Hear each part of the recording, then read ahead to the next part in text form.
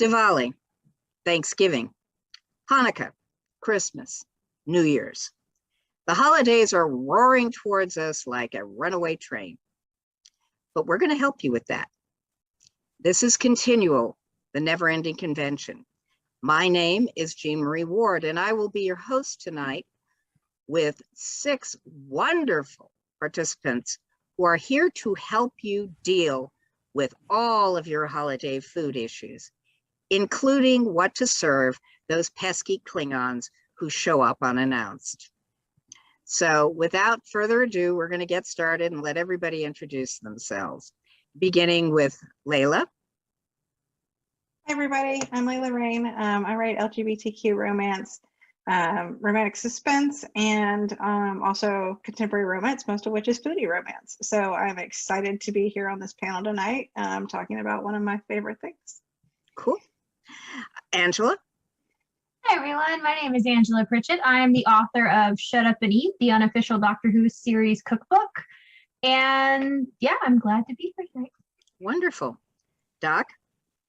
I'm Daniel Myers. I'm a writer and programmer, and I also write cookbooks like this lovely dwarven cookbook. Oh, okay, cool. Irene. I'm Irene Preston. I write romance, contemporary, and paranormal. My contemporaries usually have a high food element in them. My paranormals present a problem for me because what do you feed a vampire? Blood pudding. Oh, yes, blood sausage. But then again, the digestive tract can be a problem. Catherine. My name is Catherine Barsonistas. I run The Gluttonous Geek, a nerdy food blog where I write recipes that bridge the bridge between food and fiction. I also run a weekly cooking show called Munchies and Minis, where I develop and make recipes inspired by various tabletop role-playing games such as Dungeons & Dragons, Shadowrun, and Pathfinder. Oh, cool, cool. Jim. I'm just here because I'm hungry. No. And you also feed the multitudes. That we know. That I do upon occasion as well. I'm Jim Nettles. I write science fiction, fantasy, horror, a bit of urban fantasy, a bit of contemporary, as well as nonfiction, a bunch of other stuff as well.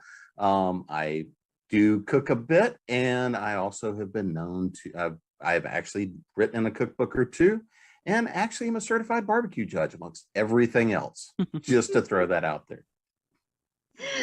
Now I'm getting hungry. Anyway, okay.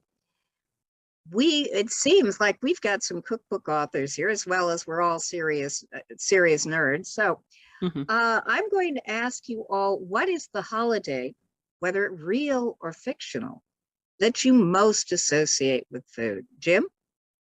Thanksgiving.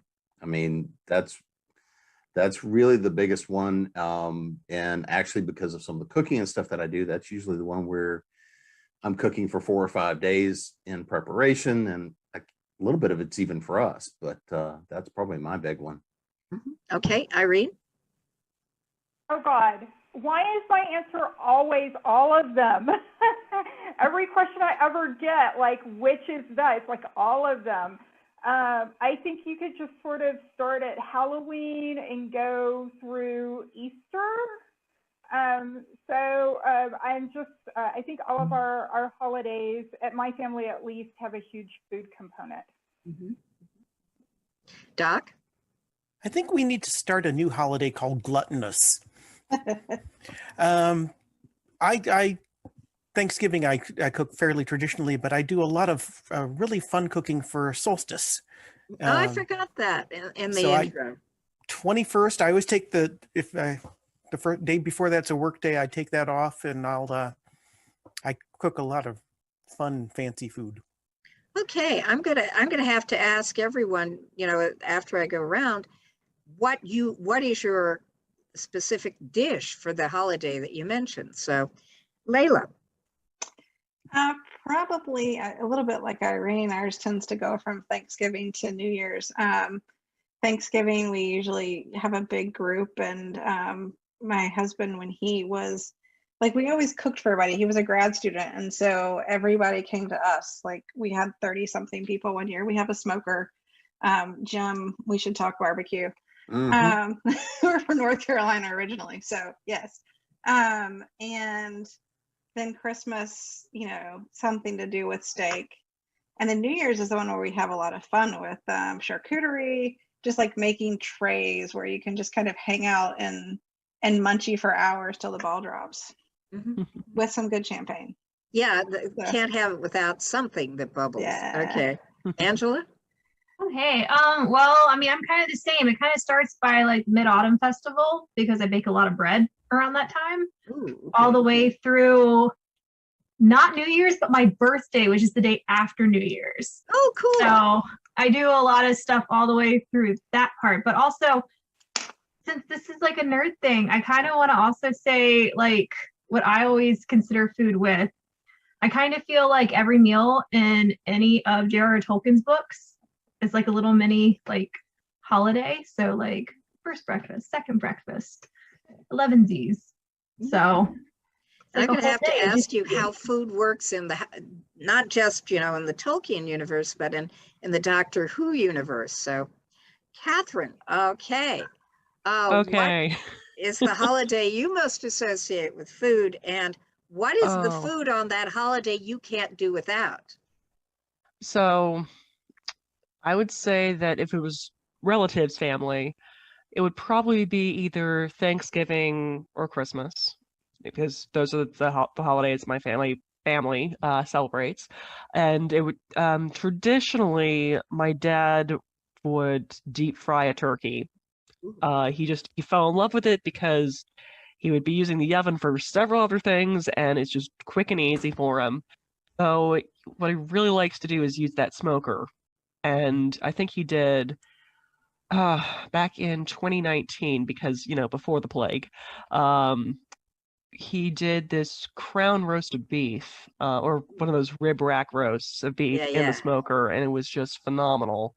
But other than that, Easter is also his big time to show off too, because he likes to do leg of lamb stuffed with goat cheese, and yeah, he goes crazy with that. What I usually end up making is a Romanian dish called mamaliga, which is essentially the Romanian version of polenta. But traditionally, the way my family makes it is a heart attack on wheels, as in it is layers of polenta. Just first make the polenta, chill it, slice it up, and then do layers of it with sour cream, Swiss cheese, and my additions over the years have been bacon, black pepper, and garlic. Though I've Oh, also the garlic takes away all of the cholesterol inducing. well, I've also lightened it up by doing about half sour cream, half Greek yogurt. And that's taken away some of the heaviness to it, but that's the usual family thing. As far as found family is, considering that, I mean, I'm a Hellenistic pagan, and a lot of my friends are either pagan or atheist. We've kind of made our own fandom sort of based holidays. Like the first one was Thronesgiving, which was whenever the new season of Game of Thrones would come out, I would cook a 6-course feast because it was blog fodder, but also I've gotten to the point where I'm an eternal hostess. Like, I feel best when I'm feeding my friends. But there was that. There was our wizard party, which was always the Saturday after Halloween, where it was kind of a magical themed Halloween party, where all wizards are welcome, including Jedi because they're space wizards, or the Doctor because they're time wizards or space wizards. All wizards are welcome except for the Grand Wizard of the KKK because he's racist. But yeah, it's more of a gathering of friends, but also feeding them in a way that's sort of a ritual in itself. So you would say that, could you describe the name again, the Romanian dish with the layers of polenta? Mamaliga. Mamaliga. Okay, Mhm. cool. Yeah, so that's the one you can't live without. Okay, Yeah. Angela, what is the dish for that you or your loved ones can't live without? So it'd probably have to be two. Okay. One is for most holidays, I make a garlic mac and cheese, which is one of my favorite things and other family members' favorite things. And then every year for my birthday, I get a tiramisu as a cake instead of a regular cake. So Mhm. kind of that. That's a very nice thing to get for one's birthday.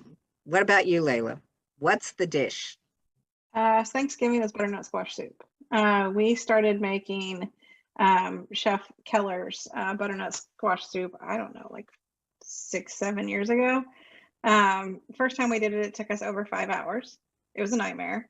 We're down to about an hour and 20 now. Like we've got it. Like we know what we're doing a whole lot better now than we did. We got some, additional toys in the kitchen, which definitely helped make that process go more quickly. And then at Christmas, it's beef Wellington. So my mom used to make that when I was younger.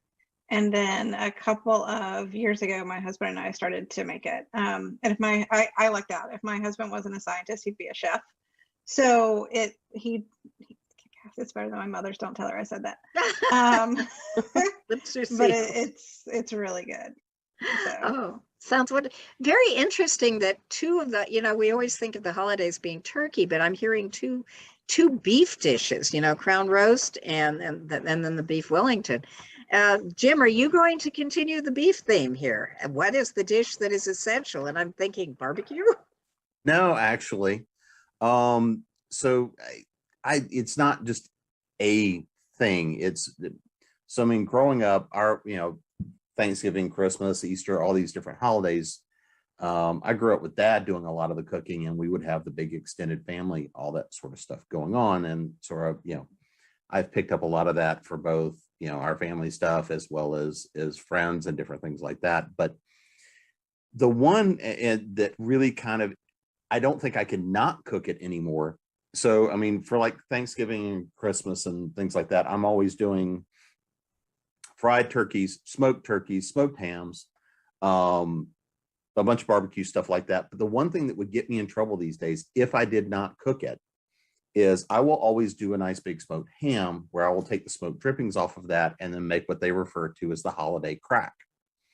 And it is you take some of the smoked ham drippings and you mix that with fresh squeezed orange juice, fresh crushed pineapple, brown sugar, mace, cinnamon, nutmeg, and a bunch of other mystery, spices and stuff like that, and cook it down into kind of this just nice little syrup that glaze the ham and stuff with. That if I did not make that, I am pretty certain I would not be allowed back in the house.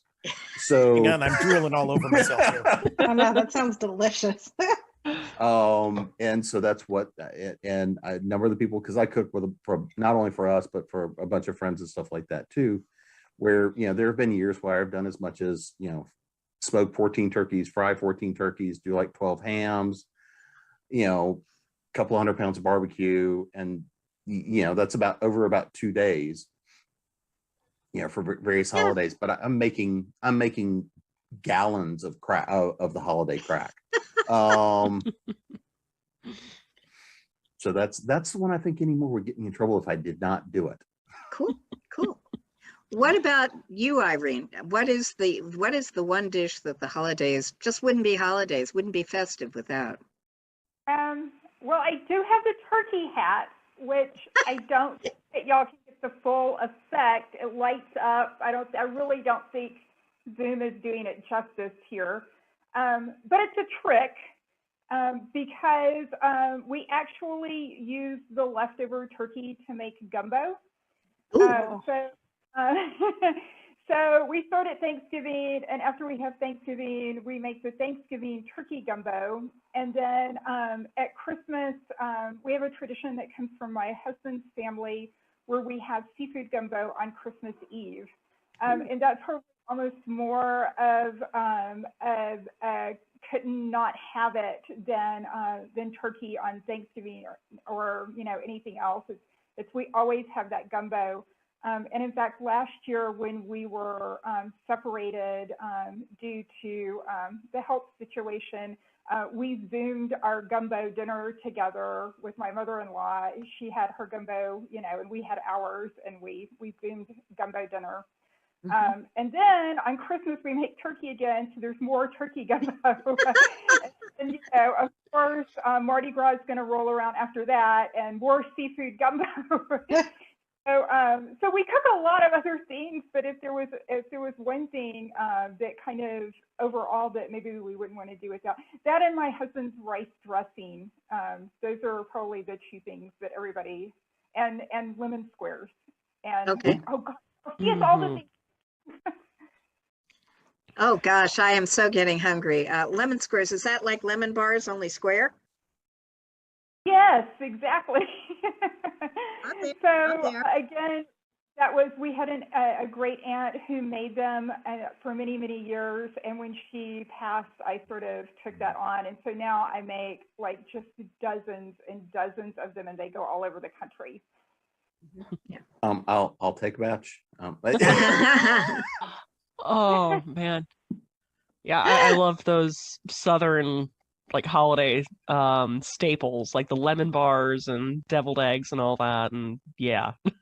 One of the things I started making after a friend of mine, well, of course, I'm born in the South and everything else, because, you know, but a friend of mine introduced me to buttermilk pies. And because I've never met a recipe I don't like to screw with, I will do raspberry buttermilk pies and a lemon raspberry and stuff like that.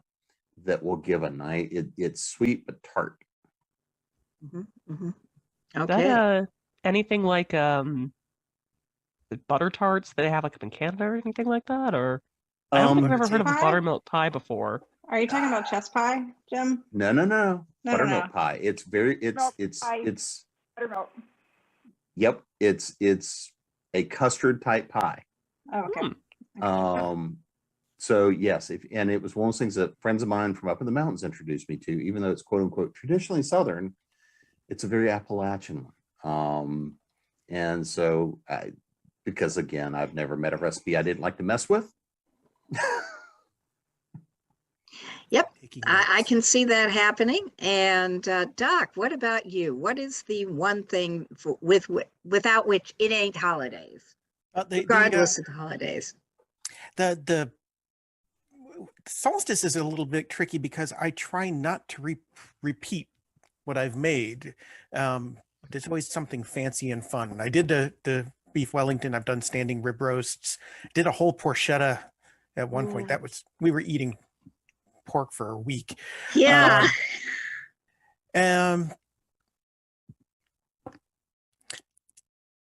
The interesting thing with Thanksgiving, I know Catherine talked about deep frying the turkey and such. I've gotten in the habit for the last few years of just deboning the turkey The ahead of time. spatchcock, it works so much better. Completely deboning it. Yeah. So there is, and it's like, because it's like you took the air out of the turkey and it just flattens down into about a 2 to 3 inch thick layer in the roasting pan. And it cooks uniformly and really quickly. Yep. And then You must have a better oven than I do, because we tried spatchcocking a turkey once. My husband's a good cook, and the skin did not get the required brownness. you have to cook it at a higher temperature too. Yeah, we did. It just did not. It's worked flawlessly for me. But I debone it. It's not just spatchcocking it. I completely boneless turkey. And the wonderful thing about that when it comes time to carve it is you just pull it out, drop it on the cutting board, and chop, chop, chop, chop, chop, done. And we have other dishes like cranberry chutney that I make every Thanksgiving. That was my mom's recipe. A lot of caramelized onions and Duzels. But What are Giselles? it's it's in the beef Wellington. It's a Mushrooms. mushrooms. Oh, okay. Yeah. Cooked down with thyme and spices and onion. or Wine shallots. too, I think. A Yeah. little wine. Yeah. Yeah. Or sherry. I put in sherry instead. Oh, it sounds wonderful. Oh, Now, it's and butter. Lots of butter. But oh, then I can't eat it. the really the one thing for us that just says holiday season is Glühwein, Oh, which yes. is a nice mulled wine with a little extra kick here and there. And a lot of spice. Yeah. Yeah. I lived in Germany for 3 years There you when I go. was little. So yes, I'm very familiar with Glühwein.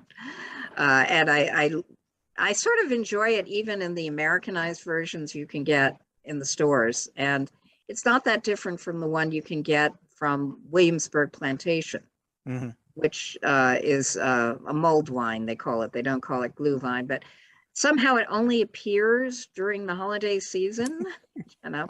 Yeah, for what it's worth, the one thing that would get me killed if it did not appear is ginger cookies. The old grandma's molasses ginger cookie recipe that just off the bottle, and then rolled in the sprinkle sugar that you can get from Betty Crocker, and it has to be the Betty Crocker sprinkles, or it just doesn't work right. And it comes off with this nice hard sugary crust with the ginger snap in between. Yeah. And I started baking cookies about 15 years ago, just 10 batches, you know, because I do multiple cookies, just 10 batches of cookies for the neighbors. Now it's become industrialized production. It's just, you know, it's like, how many this year? Oh, yeah, last year was great. We cut down. We were only at 800 cookies. So, yeah, it's Do I need insane. to bring my spare oven up? You know, but Now I'd like to jump in on that for just a second. There's a cookie recipe I've been looking for years now. My neighbors used to make it when I was 10, and they're rolled out molasses cookies, really dark brown, almost black. The neighbor would cut them in lozenge shapes, little diamond shapes, with a little royal icing on top and a pecan. Mhm. I can't find the recipe anywhere. I remember that shape of cookie, though I don't remember it quite that dark from when I was younger. Yeah, they Only had a in- good, strong ginger and yeah. spice flavor, and they were slightly soft too. And they were basically the ones I had was not pecans. It was one of those hard sugar little silver balls with a dab of the royal icing on it. It sounds like a variation on those dark Caribbean molasses cakes that you see sometimes when they're discussing traditional recipes, because they come out almost black.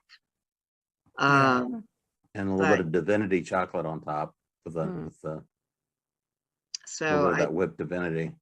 Yeah, it sounds like one of those recipes that you just have to know it when you see it, because I mean, especially if it's super traditional, because when you look at cookbooks past a certain age, there's not even else. It's just descriptions. And I mean, if it's not something that's really passed down look-wise, it just kind of gets lost. I mean, that's I mean, just looking through like Boston's cooking school cookbook, I'm just kind of going, what's this actually supposed to look like? I have no idea. But you know where you might find it, if you know the church or synagogue that your neighbor went to, they frequently had church cookbooks or temple cookbooks. I know that that's the only Slovak cookbook that I have. Now they are very treacherous. Let me tell you this. At least a third of those little old Slovak ladies left out important ingredients or instructions in their recipe, so nobody would make it as good as they did. Yep. No one can make my great grandmother's cookies. We all have the recipe. Yeah, we have the recipe cards. Well, interesting thing. Doesn't taste right. Interesting thing is a lot of that could also depend on what ingredients they had at the time. Yeah, because the butter, the water. Well, even something like the baking powder can get you, because not all baking powders like used back then Like Mhm. in some cases, just the single acting. In some cases, they were a different chemical composition. I mean, even with like something such as chicken and dumplings now, Yep. Oh, religious the issue. chickens themselves are Mhm. bred differently. Mhm. Like what you're gonna like the type of chicken that they used to have for those recipes, they don't exist anymore.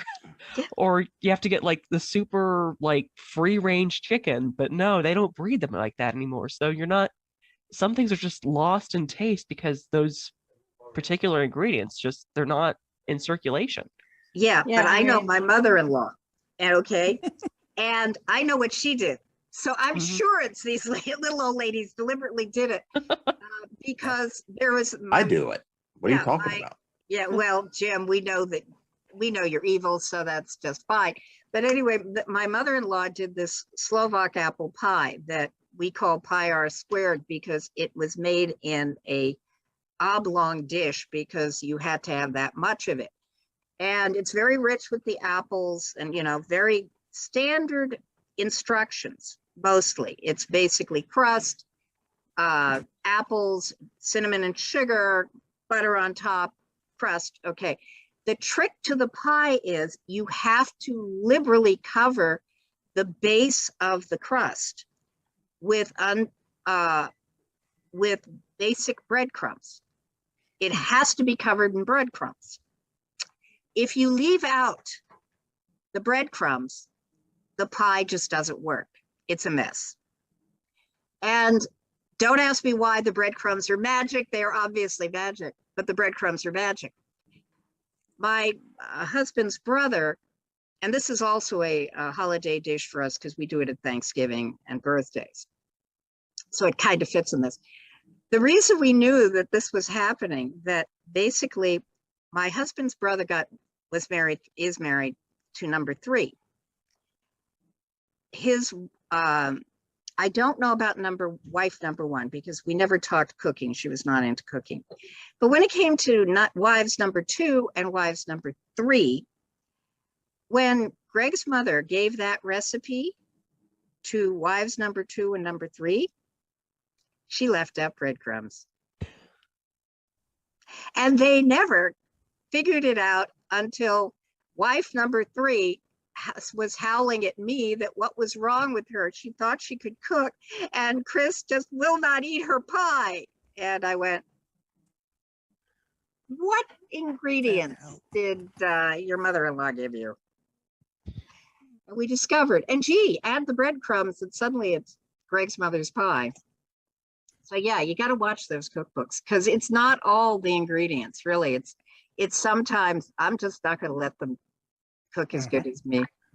Well, it's like the wife was really unhappy because she kept trying to find a particular recipe that would taste like her grandmother's apple pies. Mm-hmm. And it turned out she was in denial about what would make them taste like her grandmother's apple pies. What was that? You had to fry them in lard. Yeah. Yeah, man, those are going to be good pie. Mm-hmm. Makes them taste so much better. Oh, yeah, I was reading a discussion about pie crust the other day, and people were arguing whether or not you should put lard in the crust. And there are dietary reasons why you shouldn't, but if those dietary reasons are not in effect, put lard in the crust.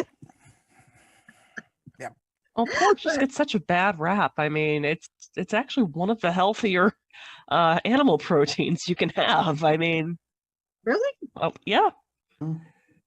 More I mean, healthier than just don't butter? I go. mean, we've been given that butter is the be all and end all of animal fat. I mean, honestly though, a lot of like stuff like margarine and everything is actually worse for you. It's actually better yeah. for you to, yeah. Mhm. But no, it really just depends on what your cooking application is in moderation. Mhm. Because yeah, I mean, lean pork is, sometimes actually better for you than chicken. Also has better Moderation. flavor. Moderation in all things, including moderation. Yep. Mhm. Okay. Angela, we were talking earlier about the various cookbooks that that several people have had here. In the Doctor Who cookbooks, what are the festive foods that you included? Well, the way I set up my cookbooks was they're each done by Peter Capaldi's seasons. So whatever they had in those episodes, like if there were food in those episodes, I did a recipe to recreate whatever it was, if it was, or what it looked like, because some of them were on Gallifrey in one of the seasons, and you don't necessarily know what he's eating. Mhm. So some of that, but they do have like the Christmas specials and stuff like that. So I recreate it. Let me see. We actually pull it up and double check and make sure I'm telling you correctly for it. But there is a beef Wellington in one of them. There is some ham recipes, some turkey recipes, because the UK doesn't necessarily do the same foods at holidays that we do. So Right. in the US. But yeah, that was big. That's pretty much how I set them up, was just if there was food in the episodes, recreated this, because it's set up, the books are set up by episode. So there is an appetizer, entree, drink, dessert for each episode. Mhm. So Okay. And what was your favorite holiday recipe from the book? I mean, whichever ones I did for the Christmas specials, because that's really the only holiday. Okay, yeah, but I mean, was it the beef Wellington? Was it a side So I'm dish? looking back through to look, because these are 6 or 7 years old at this point. So I have to remember which ones I did for the holiday special. Mhm. So give me 1 second to actually look and see. I have to do a beef Wellington again. Say, 'cause I haven't done one in a while. Yeah. We're mean, it's not been- doing.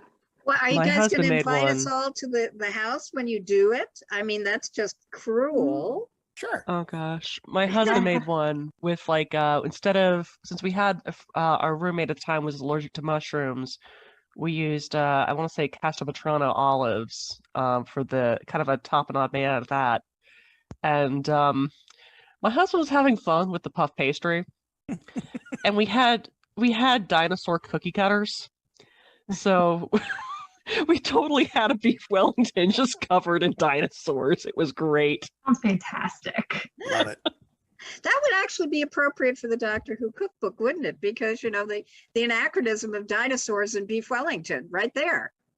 Well, I did find the holiday special. So I did a Yule log, because I love Yule logs and I love the look of them because they're so fun. Yes. And then I did a turkey Wellington for the Christmas special. Oh, cool, cool. Irene, you know, what, let's get into the geekery here, okay? What holiday special or fictional holiday or genre holiday meal would you like to recreate? You know? Gosh. Like, I don't know why my mind went to hobbits, because they Mhm. like to eat. Like, but what do hobbits have at what holiday? I don't know, honestly. No, that's a good one though. I feel like a lot of times when I'm reading, there is this kind of, oh, can I make that, or can I make something like it, or what would that taste like? Wow. You know what? I think we considered doing a goose one Christmas, just because of the whole Scrooge thing. Mhm. But I don't think we actually carried through on it. Although we did do a turkey on croute one time. So Oh, okay. but yeah, not a goose, but nothing like a goose. Mhm. No, that's a hard question. I don't know which one would be like my kind of bucket list fantasy holiday meal. I would have to add that one. Okay. Okay. What about you, Layla?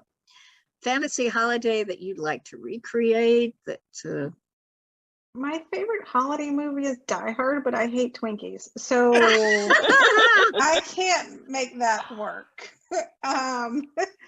So I don't know. I mean, like Elf is pretty funny for a Mhm. holiday meal. Like, maple syrup on spaghetti is not too bad. But yeah, I mean, I don't really have one per se. I mean, I wrote a Hanukkah out of season, meal actually in one of my books. Someone was cooking Hanukkah foods for their love interest actually, and I don't know, that I would love to recreate that meal, which I was lucky enough to have with a friend before, and it was just, put some What in was- front of me. What was the meal? Brisket, right? I mean, traditional kind of the Jewish foods, the brisket. I do not like gefilte fish though. That was a hard pass. I was like, this is fish spam. No, thank you. But the desserts like sufganiyot and other honey cake, which is actually more Rosh Hashanah, but her family loved it. So we had it at Hanukkah as well. And it was delightful. Now I'm craving fish spam. I cannot get behind. I can't get behind that one. The rest of everything was good, but that was too far for me. What, give us a sample of the holiday meal from your cookbook that you'd really like to recreate and would want to share with our viewers, Doc. Now, holiday, I'm not sure, but we had in the Garden and Table, our Halfling cookbook collection, we had a bacon pie that starts with a whole slab, a 2-pound slab of unsliced bacon. And yeah, you cut that up and you mix it with spices and egg, and it really does smell like Christmas while it's cooking. It's just the most amazing thing. Not healthy. I know that has got to be the understatement of the year. Yeah. Not healthy. The funny thing is, the moment you said something about fictional holidays, my first thought turned to Unification Day from Firefly, and I thought, I don't want to eat the food from Firefly. Mostly Although- protein. Yeah. Yeah. Well, although we just came out with a fairy cookbook just this fall, and I now have decided I really want to do a May Day picnic. Oh, that would be lovely. Has all proper fairy food, and note the fairy cookbook is food made from fairies. Oh no. Yeah. So instead of Soylent Green, you have Soylent It's- Pixie Dust. It's all fairy folk. Yeah. Oh my gosh. Adam's family. That's so. It's Girl Scouts. Yes, made with real pixies. Oh Well, my I've heard God. of pixie sticks, but yeah, they're real pixie sticks. It's very Yeah. economical. Use the whole part of the animal. And the bones are so crunchy, just like sparrows. Yes. Okay, Jim, what about you? Fictional holiday cookbook that meal from a cookbook you've written, fictional holiday meal that you'd like to recreate. So I will say this, because in my little Christmas book here, I did put a whole thing about Stollen bread.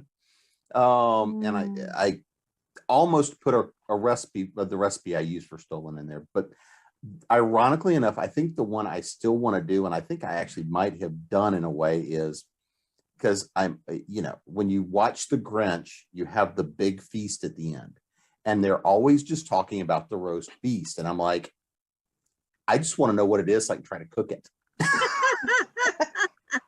But I mean,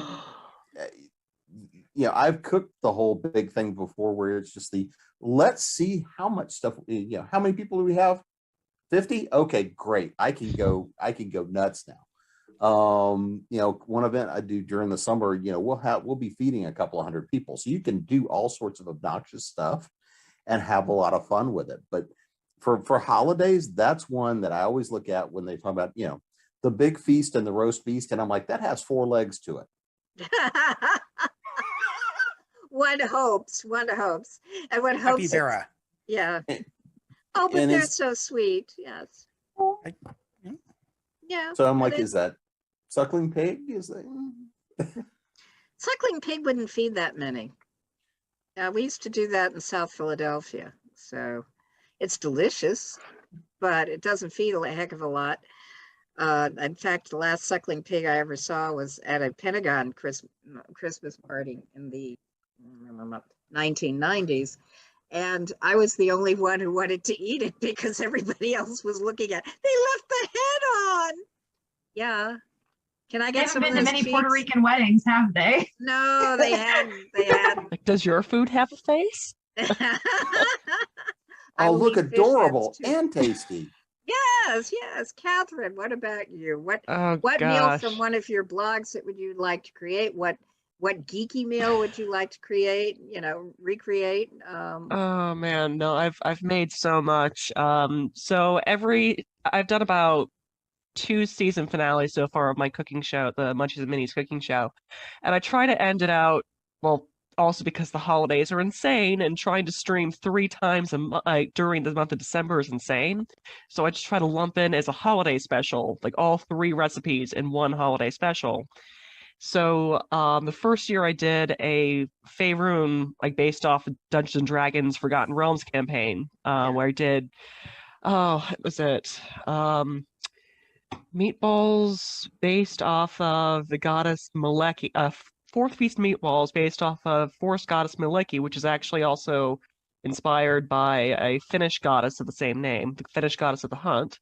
So I did like a beef and mushroom meatball with actually kind of a Lincolnberry and Glogi based glaze. Like, yeah, glue on. It's kind of the same thing.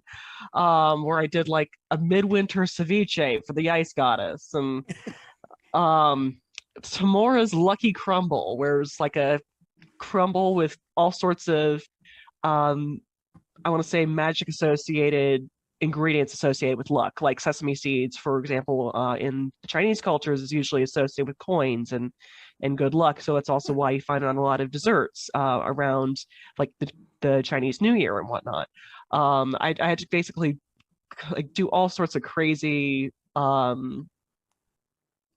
takes on what's considered sacred for this particular culture and how can I build on that, considering a lot of holiday food is really descended off of a lot of pagan imagery. I mean, the whole concept of burning sacrifices. Well, I may not be able to sacrifice my pig, but I've cooked up a bunch of biscuits in the shape of pigs with that intent towards you, and I'm going to throw that into the fire to show my devotion. You can say the same thing of Christmas cookies in that particular sense. When you are making images associated with that particular sacred rite. So I know I'm kind of blathering on here, but I want to say that the weirdest thing, I don't know if I really call it weird, or funniest thing I've made as far as holiday food is an absinthe brined turkey. Ooh. Absinthe and cranberry brined turkey that I done deep fried based off of Bob's Burgers. Because part of it too is Bob Belcher from the show Bob's Burgers is the king of Thanksgiving. My dad is also the king of Thanksgiving. My dad looks kind of like Bob Belcher. I actually had a picture of like the evolution of Bob, where it's like Bob Archer playing Bob from the Archer cartoon, and then my dad, and it's just like simple, more realistic. Holy crap, that's a photo. That was my first year too. So like he loves whenever he tells people about my blog, he just has to pull up that page and go, look, I'm on the blog. I'm Bob. I deep fry turkey, and that, yeah, we have that little thing. So that's probably the weirdest thing I've done holiday wise for the blog, other than the Galentine's Day for Toffles based off of Parks and Rec.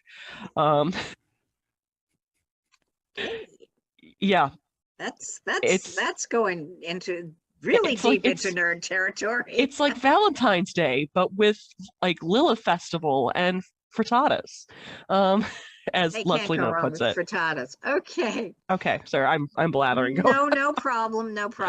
We've got a bonus round coming up here, and that is holiday hacks. What are your favorite as cooks, as chefs? What are your favorite holiday hacks for our audience? Okay, Catherine. Crock pot and sous vide machine. Okay. Because most things tend to require an oven. If you can take that part out, like I think if we would just get hams and stick them in the crock pot with like cranberry juice and cranberry sauce and orange and just let it go while everyone else is fussing in the kitchen. We're just sitting there drinking eggnog. Don't mind us. Like more like more eggnog with your bourbon? No, I'm good. Um, Why would you want to have cream products with your bourbon? Waste good bourbon, says the lactose intolerant girl. Anyway, Angela, favorite holiday hack.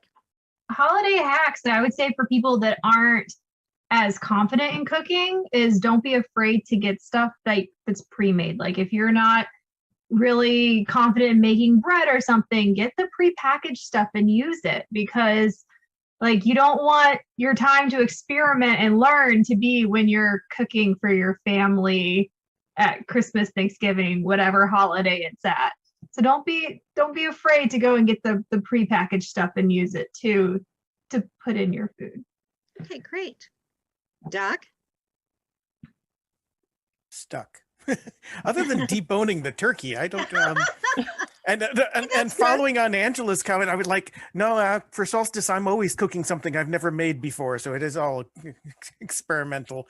But my kids are used to being experimented on. And you're more confident though than some people. That's true. But we're part of a medieval recreation group, and there was one time we went out to an event with a feast, and my kids sat down. One of them looked at what was being served and said, "Oh, we had this last week." So, yeah, how many others are going to say that about 14th century food? Really, yeah. I do have a hack because I've ended up cooking feasts for upwards of 100 people with just a small handful of people and usually a kitchen crew and almost no facilities.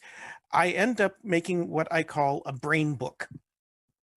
And in the medieval recreation groups, the purpose of this is that if I get hit by a truck, somebody else can take over making the feast, and they have all the recipes, all the notes, all the details for how to make do with the ingredients.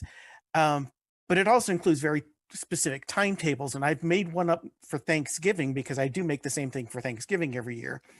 And for me now that it has gotten so easy to cook for 20 people, no problem. I can do 20 to 30 people at the drop of a hat. Get up to 60, then I'm starting to sweat. But yeah. Okay, cool. Irene, holiday hack. Prep cocktails. And I cannot believe I am going to cop to this, but because of the gumbo, Tony Chachere's instant roux, don't get that gunk in a jar. My husband will kill me, but he did not know I had substituted it until after I told him.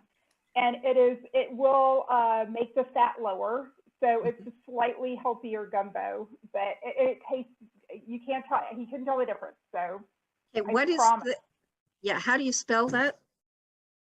Tony, I don't know, Cachere. Okay. It's a powdered, or I've actually experimented on. Occasionally, you can't get it in Texas where I am. Pretty reliably, I can now, but I used to didn't be able to sometimes. But you can kind of hack the hack by browning flour in the oven and using that instead of making a roux out of something decadent like butter or bacon drippings. So and flour. Cool. Okay, that's a great hack. Okay, Jim, what about you? Have plenty of alcohol on hand. And liberally use it in the cook and in the food. It'll be fine. But be patient. And also, don't be afraid to go get stuff, but know that you can dress it up. You can do some stuff that gives presentation, shows that you still got the love in it, but you didn't have to spend 3 days in the kitchen cooking. But there's a lot of little things that you can do that will you can take if you do want to go get the frozen bread dough, or if you're getting a lot of the purees and stuff like that to start as a base, You can do a lot of stuff really fast, really easily. Granted, I like to do things the hard way just because it's the hard way. But there's a lot of things you can do that'll dress it up really fast, really easy, and everybody will think you spent more time working on it in the kitchen than you actually have. But Well, have fun with it. Yeah. Have no However, fear. I will say, Jim, that parsley does not save an imploded turkey. It does not. I just want to add on to what Doc was saying earlier about timetables. A big thing is to make sure to read the recipes you're using all the way through, Mhm. and then figure out the timing based off of what you're like, what you read in the recipes. That's a huge, huge difference. Okay, And- that is a good and- one. Oh yeah, and don't drop your frozen turkey into a deep fryer frozen. Oh, No. But you can smoke one. You can put it on the grill and slow cook it and smoke one that's still frozen and still have it in time for dinner. It doesn't work as well in the oven, but if you do it in a smoker or you do it in the grill where it can evaporate off, it will still cook and get you there. If you screwed up, forgot to take it out of the freezer. That's a good one to know. Layla, your hack. Definitely agree with Angela on the, you can buy the parts. We can't bake. I mean, we could if we tried, but we don't like to. And so we will usually either someone's bringing the dessert, like that gets assigned out, or we're going to go get it from someone who's going to make it delicious, right? But then back to the soup that took us 5 hours the first time, a Vitamix. That was that was the hack, right? So when you walk past the guy in Costco and you just ignore him, don't ignore him. Like that thing will change your life. That and the sous vide machine are our major hacks. Okay, cool. Very So- cool. Okay, with that, we have, a lightning round. If anybody wants to add anything before we all say happy holidays and good evening. So any volunteers? carrot pudding.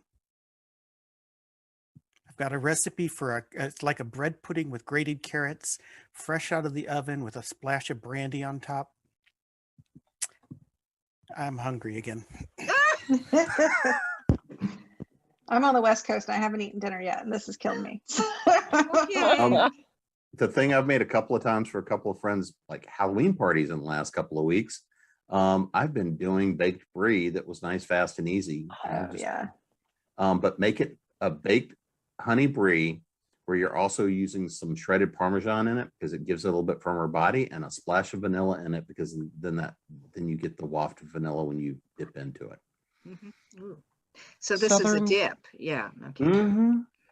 Southern style sausage balls are great appetizers and breakfast. Yeah. My mother-in-law makes, they're just a tradition now. Yeah. Okay. Irene, Angela, anything you want to throw out? I have a whole thing of brie in my fridge, and I want to go make brie now. Baked brie. Irene?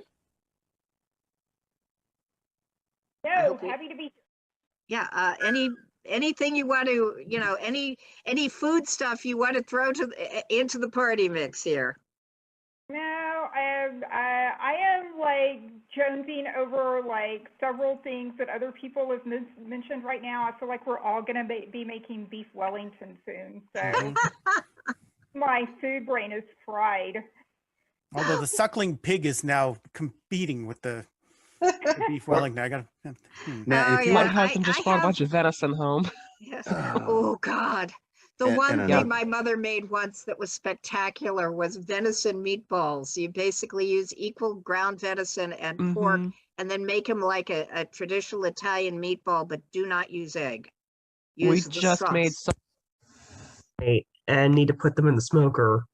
But yeah, venison sausage. We've got basically he went on this hunting trip and his boss shot an extra deer and gave us the whole thing with exception to the tenderloin and backstrap. So yeah, I would think the two sirloin like bone and sirloin roasts are probably going to be our Christmas dinner with my parents. ooh. Oh, that sounds Oh. marvelous. Another Oh. good thing this time of year is the pig candy. If you can get pork belly, and make Mhm. pig candy. Oh gosh, yes. Costco. Yes. Costco for mates. Yes. Now I'm considering Okay. actually a suckling pig Wellington.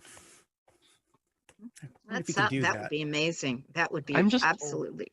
I'm Yeah, just yeah. picturing it with like puff pastries. Just Exactly. That's basically, I'm picturing a roasted pig wearing a pastry jacket and for or dinner is the pastry dough onesie, pig. and that kind of is disturbing me a little. And a little pastry chef hat. Yep. Okay. Well, we're coming up on the end of the hour, and I'm going to go around and ask y'all to identify yourselves again. Tell folks your cookbooks or holiday works that you want to promote, or the holiday, romances that involve food. Starting with you, Layla. Sure. So if you're up for a holiday foodie romance, Dine With Me. It has a foodie and a chef going on a 10-day road trip across the country at different restaurants, spanning from 3-star Michelin all the way to dive bars, with some holiday food thrown in there. So check it out. That sounds like something you might like, and holiday oriented as well. And then Silent Night is the one that I mentioned earlier with the Hanukkah meal in it. Oh, So and then there's more to come in the Table for Two universe that I write. So, Okay. and you can find me online, www.laylarain.com. And pretty much all my socials are at Layla Rain. Okay, great. Irene? I am online at irenepreston.com, and you can find links to most of my other social media from there. I'm at Irene Preston most places. On Facebook, I also run a reader page with Liv Raincourt. It's After Hours with Liv and Irene. Again, links from irenepreston.com. I do not have a foodie holiday story. I feel really unprepared for that. I do have some foodie book featuring chefs. And I do have a holiday story with you can check those out. The chefs though are where it's at if you like the food. I assume the romance went well, but I get a lot of comments on the food actually. So come on down and have a taste. Okay, great.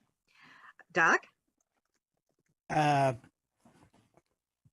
With books like A Dwarven Cookbook, can I get an angle so that's not reflecting sunlight or light? You can find me at dmmyers.com, and the books are available on Amazon. And nope, that's it. Okay, great. Angela? Hey, I'm Angela Pritchett. You can find my socials here. So you can find me online at those places. And you can find my Doctor Who cookbooks on Amazon if you type in my name, and as well as short story anthologies and stuff too that I've written in. Okay, great. And do you have a website? Social media yeah, it is then. Social medias. That's cool. Just needed to be sure. Jim? You can find me at jamesbnettles.com. You can find me at authoressentials.net, authoressentialsworkshops.com. Of course, here at ConTinual, when they let me out from behind a camera. They don't do that very often. I can't imagine why. You can find me on Facebook. Occasionally, I actually do show up in real instead of just letting the schedulers handle it. If you want food, I do throw some of that out there on Instagram and places like that periodically. I do occasionally show up on the hive of scum and villainy that is Twitter. And of course, I've got my holiday release out, which is Krampus Claus, that way. So cool. And Catherine? Well, my name is Catherine Barsonistis. I run the Gluttonous Geek Dirty Food blog. You can find it at thegluttinousgeek.com. I also run a weekly, for the most part, cooking show called Munchies and Minis on Twitch. You can also find me through Twitch at The Gluttonous Geek. And I will be at PAX Unplugged this year, which I believe is the weekend of December 4th over in Philadelphia. I'll be running a panel called Dinner and Dice Rolls on Feeding Your Adventuring Party, where it will be discussing including food in your world building, whether it's games, writing novels, or even just, feeding the people who happen to come to your house each week. whether it's something that's just easy to prepare or, something based off your game. So that's coming up for me, and I will be doing the Munchies and Minis holiday special sometime in December, keeping an eye on my social media. I'm debating whether I want to go holiday with Cyberpunk, with the Shadowrun universe, or see what happens with the Pugmire universe and bring holiday food to essentially dogs with Dungeons and Dragons. I haven't decided yet. That could be very interesting. Yeah, it's a creative, but since I've done Dungeons and Dragons and Pathfinder already, I need to have a different subject rather than just mining everything from Ed Greenwood stuff from Dungeons and Dragons. As a pug owner, that makes me incredibly happy. I've done stuff with theirs before. Yeah, the Hunter's Haven Hot Pot, which should be dog safe. Should be. Just leave out the hard cider. Just use regular cider. As long as there's no xylitol, you should be fine. Yeah, stuff I have to look up as a food blogger. Yeah. Yeah. It's like writing a novel. You never know what you're going to have to research. It really exactly. is. And food is definitely the original research subject for all human beings. Well, thank you for joining us here at Continual. And thank you to all the panelists for giving us so many good ideas for the holiday feast coming up. We hope yours are splendid and that your new year is happy, healthy, and prosperous. And we hope you'll join us back here next year at Continual.